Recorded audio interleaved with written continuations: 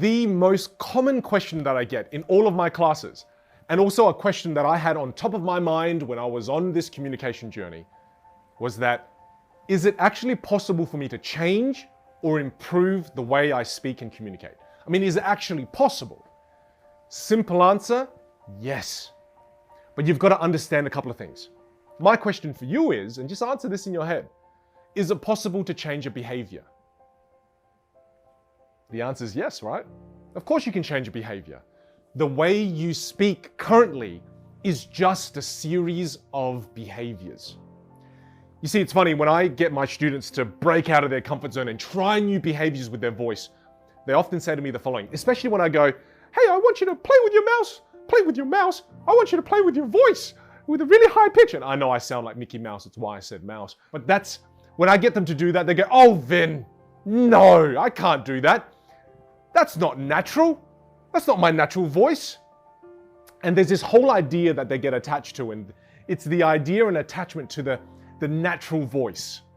And if I got you to do the same thing, you'd probably feel kind of ridiculous and stupid, and you'd say, no, Vin, that's not authentic, it's inauthentic. This is where I need you to make a reframe. I need you to reframe the way you think. You've lost your natural voice a long time ago. You lost your natural voice when you were 2 years old. That's the last time you had your natural voice. The voice you have right now is not your natural voice. The voice you have right now is your habitual voice. Yes, it's a series of habits that you've adopted from those that you admire when you were young. So if mum growing up was very, very loud and she projected her voice a lot like my mum did, then you would start to adopt those speaking habits. But if, for example, dad was a little more softly spoken and you really looked up to dad when you were young, then you would adopt those series of habits that cause you to speak rather somewhat softly. So the voice that you currently have is not your natural voice. Stop being so psychologically attached to that. The voice you have right now is just a series of habits. It's a habitual voice. And one of the reasons why it's so difficult for people to break out of these series of habits is because they've been doing it for years. Depending on where you are right now in your journey, you could have been repeating the same set of habits for the last 5 years, 10 years, 20 years, 30 years, 40 years, 50 years. So the difficulty in changing or improving the way we communicate comes from the series of habitual habits that we've embedded into our communication style. It's so important to start to detach ourselves from the habits, because to communicate masterfully requires you to learn a whole new series of habits. It requires you to learn the more impactful habits and habits that are way more influential, as opposed to just being stuck in a neutral set of habits that you've learned from those people around you randomly, because that's how we learn them. We just kind of adopt them randomly. We don't even think about it. Whereas what I'm asking you to do here is to become more intentional about this learning journey. Become more intentional about how you approach learning communication skills. Start to really look at where you're currently at. Recognize that it's just a series of habits. Don't be so attached to them. Let me show you a few videos of my students where you see me pushing them in my classes. And the reason I push them to the extent which you'll see in a moment, the reason I have to do this is because, again, many of us are so psychologically attached to the way we currently sound. Heck, it's why one of my vocal teachers tells me that, she says this line, she says, your voice is your personality. Really, hear that again. Your voice is your personality. That's why you're so attached to it. And as you go on this journey of self-development and self-improvement when it comes to your communication skills, sometimes it freaks some people out. Because as you change the way you communicate, it indicates to others a change in personality. So I want you to just watch these videos in a moment and watch how amazing it is when they break out of those habits and they're able to access these new habits. Just check these videos out. I got out my favorite tumbler. The tumbler was actually a Grey Goose bottle that had been cut off and polished and turned into a tumbler. Right now, I can feel the sweetness and the burn. The sweet burn, baby. Yes! Yes! Just go even higher than that. Come on. Hey, man. Hey, let's get aluminum cans. Yes! You came to life. He's alive. He's alive. Okay. Come on, come to life with me. Bring it. All right. I don't know what I did. I'm like, oh my God, I got my hand in there. I scrubbed it really good. I had the toothbrush. I mean, that thing was spotless. I couldn't figure out, did I miss the wheels? My Good. God. Can you see she's coming to Yeah. life? She's alive now. You're alive. Look, I'm extremely biased, but I find those examples so incredibly inspiring. There's a concept I talk about during my classes, and it's the idea of breaking out of your mold. You know, all these years we've had all these habits that we've repeated non-stop, and we don't think about it. And what happens is these habits get baked into us, and it forms this really thick mold all around us. And it's so difficult for those students of mine to break out of their comfort zones and try on new behaviors that when examples like that happen on stage, it's just truly inspiring. So what I want to do now is I want to teach you a self-awareness technique so you can become aware of what your habits actually are. What are your habitual habits that you continually use when you speak? What are they? Let me share with you the following. This is a process that I've developed to really help my students understand.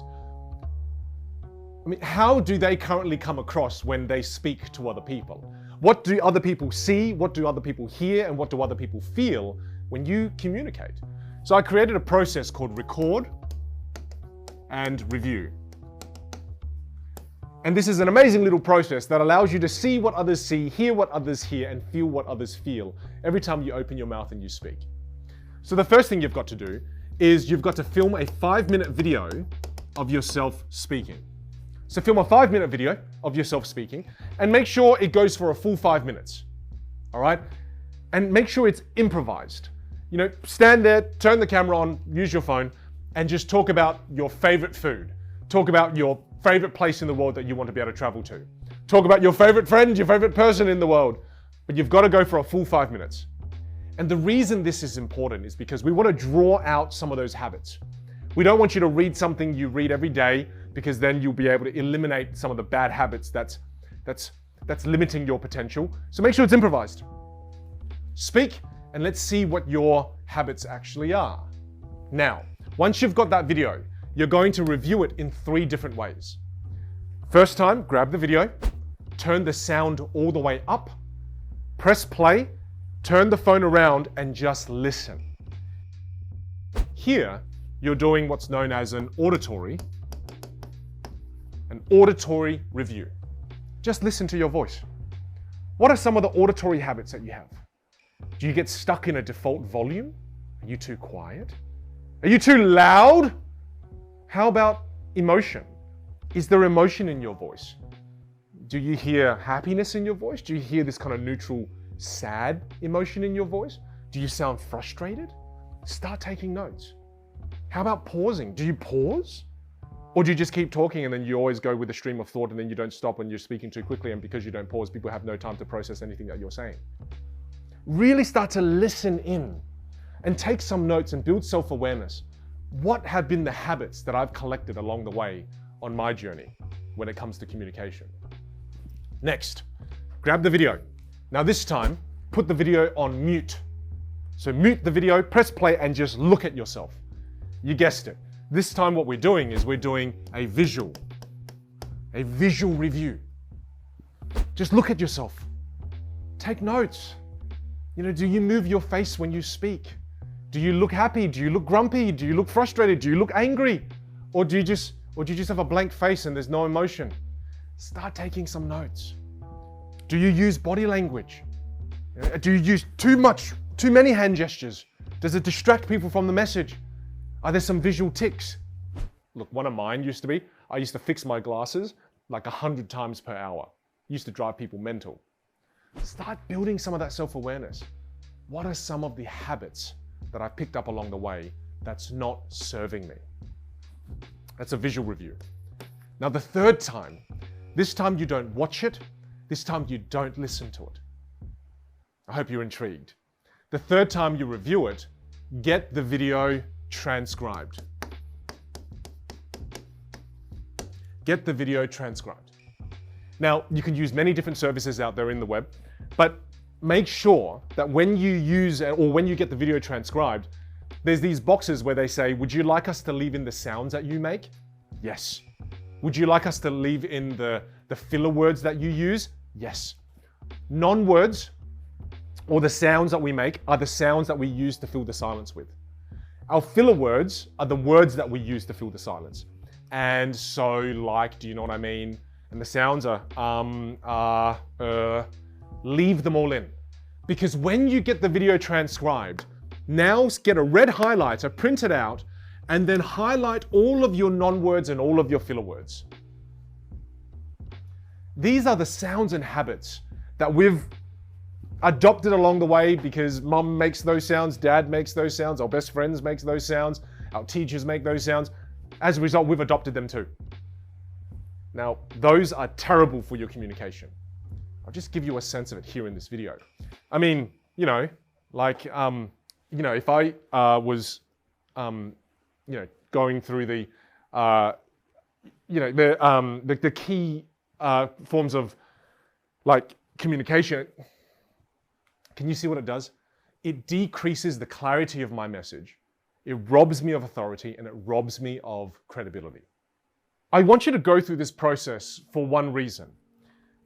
To look at the way you currently communicate as just a series of behaviors. Now, if you can really make that reframe, what that should do in your mind right now is make you realize and see that, oh, it's just like any craft. It's just a series of skills that I have to develop. And if I develop those skills and adopt these new behaviors, I can get better at this. And that's exactly where I want you to get to. Because that's all that this is. If you're watching me right now and you compared me to the video that was from 8 years ago, and you go, wow, Vin's changed a lot and if you think this, that, wow, he's such a great communicator, it's just a set of skills. It's just a set of habits and behaviors that I've learned how to use intentionally. I'm not leaving my communication to chance.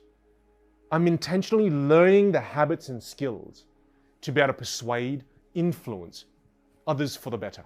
I'm going to show you a couple more videos where my students have come to me with, they've done this process and they've learned that, oh no, Vin, I've got 3 or 4 really bad habits.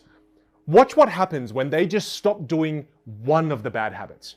So these transformations are not about people changing 20 things about who they are or 20 things about the way they currently communicate. It's about them changing just one thing with their communication skills. Check these videos out. Now, why do you guys think it was important that the signers of the Declaration addressed it to the king? Reason I'm telling you all this is... Okay, you got this, this. Sit at the edge of the table, notes next to him, and he posed the question to the class, why was it important that the framers of the Declaration of Independence, why was it important for them to address the Declaration to the king and not to Parliament? I have a job that I love and a fulfilling work.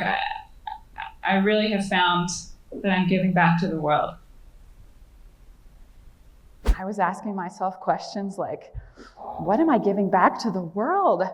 What is it all about? What is the meaning of life?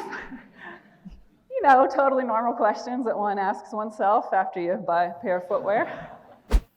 As the baseball season progressed, I was not as in tune to my grades as I should be. Good morning and happy Wednesday. Instead of doing a video super late at night, I'm doing it early in the morning. Things are getting better, improving every day. It has taken me a long time to understand that. And I'm still struggling, but you got to be willing. Put yourself out there, ask for help, ask for guidance, and the next thing is apply it. Isn't that crazy? They just changed one thing. And it completely changed how they came across. Improving the way you communicate is not about you changing 100 different things about you. You saw the power of just changing one thing. Just one. Imagine what would happen for you if you learnt about all the important behavioral changes that you need to make so that you can become the best version of you. Just think for a second.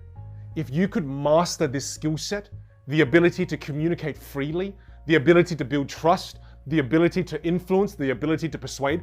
If you learnt this skill set, just imagine for a second, what would that do for you in your life personally and in your life professionally? Communication is honestly the key to everything in life. It's why I use this quote all the time. If you improve this one skill, this is the tide that lifts all boats. Think about how many different areas in your life you use your ability to communicate. When you talk to your family, when you talk to your colleagues, when you spend time with your community, when you go to the shops and spend time with complete strangers. In all areas of our lives, we communicate. So if you take the time to improve this one skill, this is not hyperbole, this is a skill that can completely transform the way you live. In this next video, I want to share with you a lesson that has helped me and thousands of my students maximize our potential. Now, I don't believe in shortcuts in life, but this next lesson that I'm going to share with you is literally one of the most powerful life hacks that I know. See you in the next video.